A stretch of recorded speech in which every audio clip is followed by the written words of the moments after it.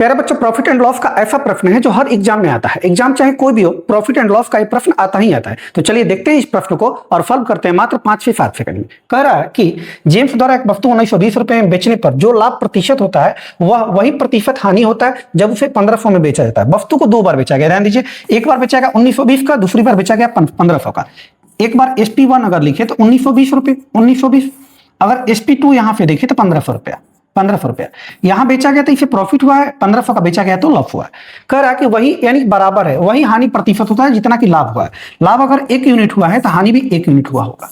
लाभ अगर 1 यूनिट, हानि भी 1 यूनिट। लाभ है तो प्लस का 1, हानि है तो माइनस का 1। -1 +1 में कितने का अंतर? 2 अनुपात का अंतर।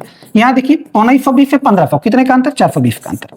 तो 2 यूनिट 420, तो 1 यूनिट कितना जी? 1 यूनिट कितना? 210। 1 यूनिट 210।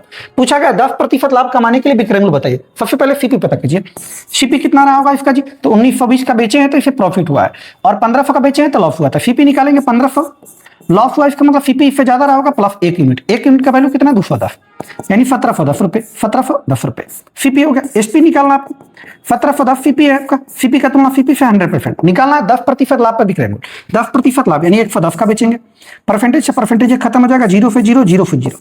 171 गुने 1, 171 गुने 1। ध्यान देंगे एपीडी 1 आएगा केवल एक ही ऑप्शन में, ऑप्शन नंबर बी में है। अगर एक कंसेप्ट समझ गए हैं तो अगला प्रश्न आप बनाइए और कमेंट बॉक्स में बनाकर इसका जवाब जरूर दीजिए। ठीक है जी, आज के लिए इतना ही। जय हिंद, जय भारत।